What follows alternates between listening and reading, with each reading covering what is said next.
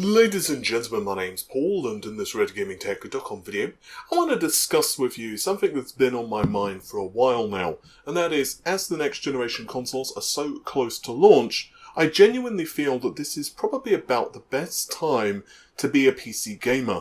Not only is there an extensive amount of new computer hardware coming out soon, such as Nvidia's RTX 30 series and AMD's next generation GPUs too, plus, quite frankly, a ridiculous selection of CPUs, which is really helping to bring excellent performance to the mainstream, whether you're referring to this generation of Ryzen CPUs with offerings like the 3600 and 3700X being absolutely amazing. By the way, get subscribed because I'll be soon building a budget system which is going to feature the RX 5600 XT back there, as well as a Ryzen 3300, and we're going to be testing some other stuff too.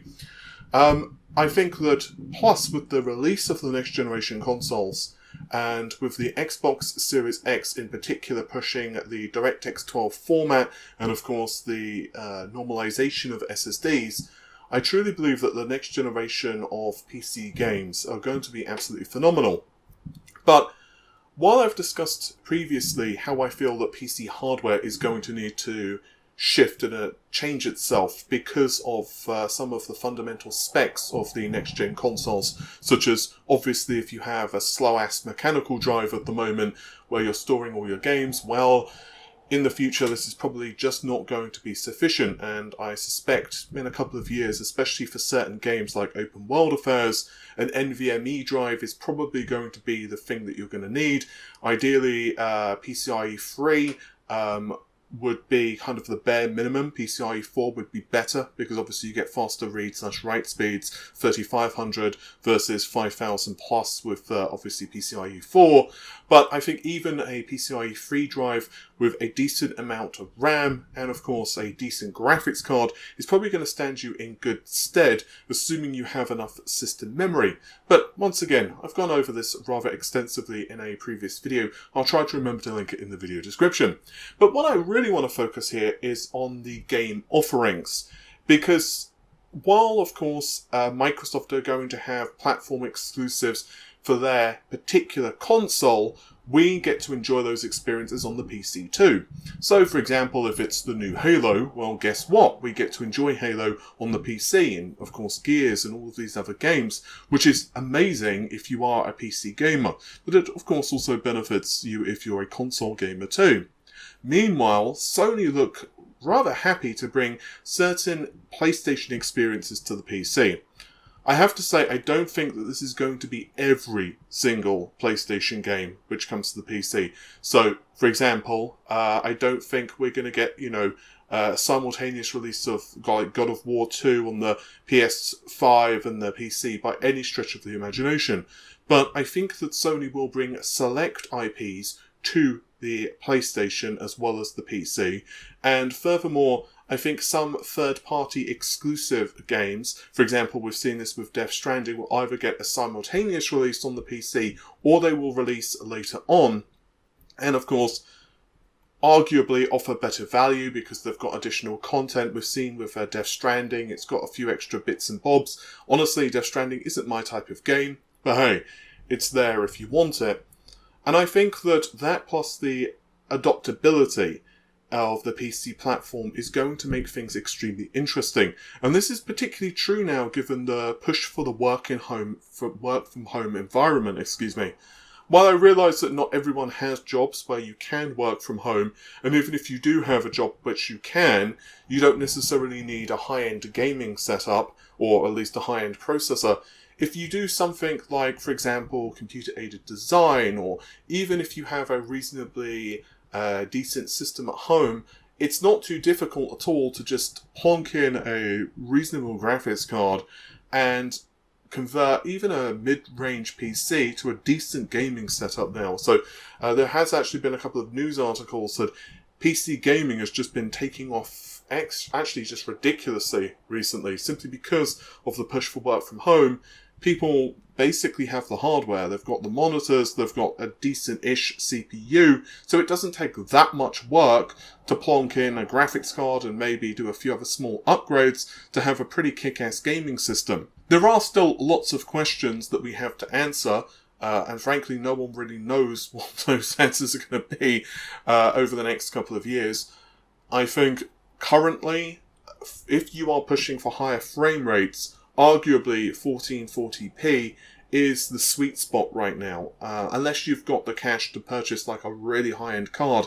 The RTX 2080 Ti, which is in this system with a 10900K, and also subscribe if you want to check out the ultimate 1440p build. I've done a few other tweaks to this, and now it's got 32 gigabytes of memories. I don't think even the RTX 2080 Ti has enough grunt to run high refresh 4K gaming. And honestly, I think it's an awesome card for 1440p, the 2080 Ti. Or if you are willing to do like DLSS, there are certainly experiences you can play 60 FPS with this. For example, Shadow of the Tomb Raider runs absolutely flawlessly with 4K, 60-ish FPS. And obviously you can tweak settings as well, but I'm getting slightly off topic. So, with that said, I am actually extremely happy right now with the state of PC gaming. And this is also ignoring other things which are kind of naughty. For example, emulation. I don't really want to focus too much on emulation in this video, but obviously there are emulators for the Wii U and even the Nintendo Switch. And if you do own a Switch like myself, I have to say that it's extremely tempting to play games like Mario Odyssey on the PC, where obviously you've got access to better quality settings, and you can run at higher resolutions, and you can do other cool stuff. And I think that it's a very interesting scenario that we find ourselves in, and very different to several years ago.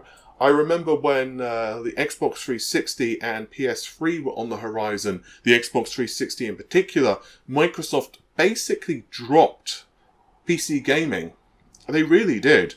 I mean, there is a lot you can say against Steam and Valve, but honestly, if it wasn't for Valve, I think that PC gaming would have not been in the state it is. Fortunately, with digital distribution and some publishers really pushing games, I think that it did, for the most part, save PC gaming.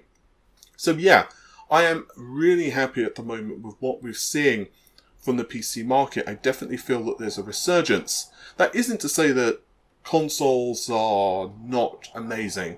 I think there is a lot to say about purchasing an Xbox Series X or a PlayStation 5, and certainly if you would want to put them in like a living room or purchase them as just a simple system and you don't really want to do anything else but game, and you don't want to worry about upgrades down the line and all of this stuff, there is definitely a lot of appeal there. And certainly for console exclusives, so the Sony side of the equation, yes, I can also see the appeal too. I also say that Microsoft are making the Xbox Series X look a very interesting system. Despite the fact that, yes, you can play those games on the PC, at least we think that all of the games will appeal on PC. Maybe there won't be one or two that won't, but I assume all will. The only reason I say maybe is because, of course, we've seen Gears Tactics, which launched first on the PC, and we believe it's coming to the Xbox.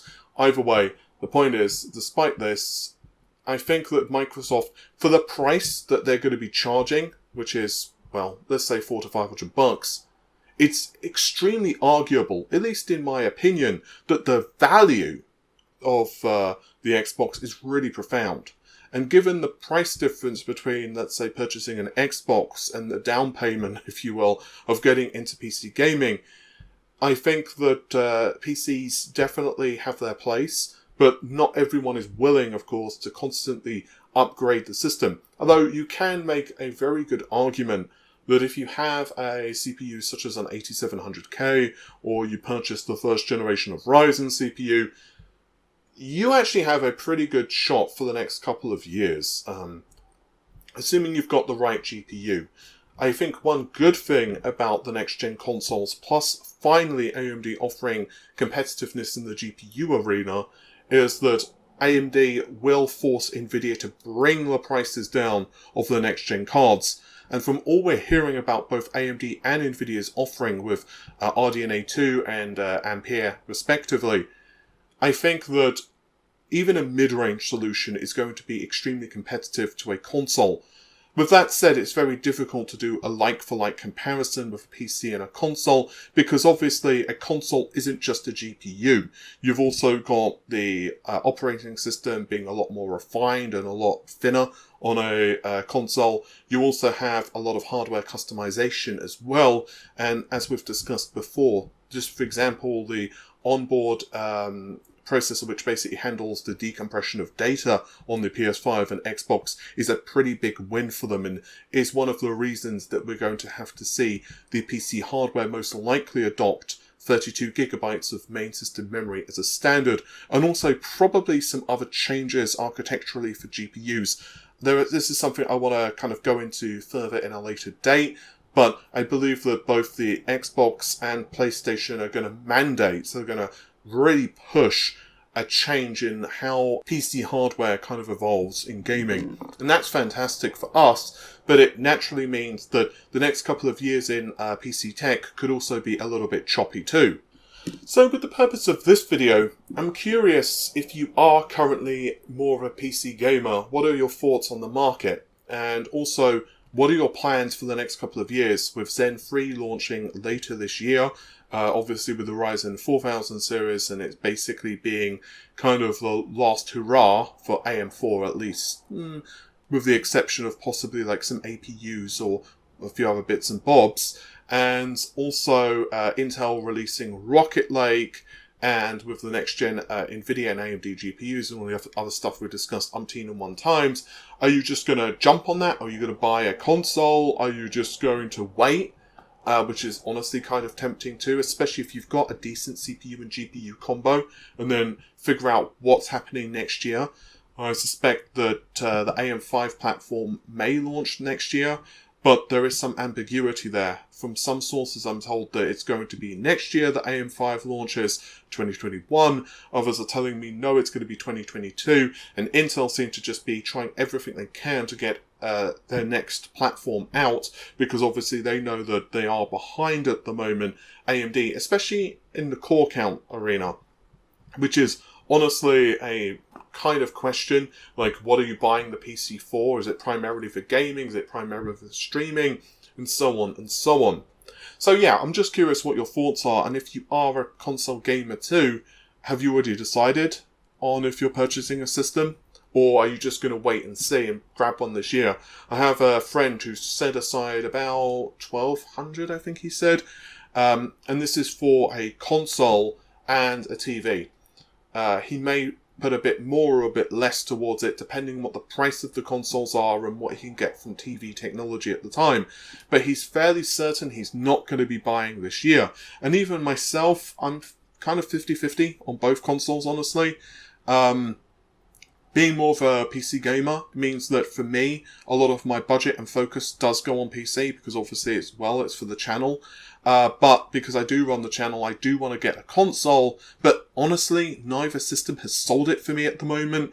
It's going to definitely be launch day games, or at least launch window games, which kind of get me.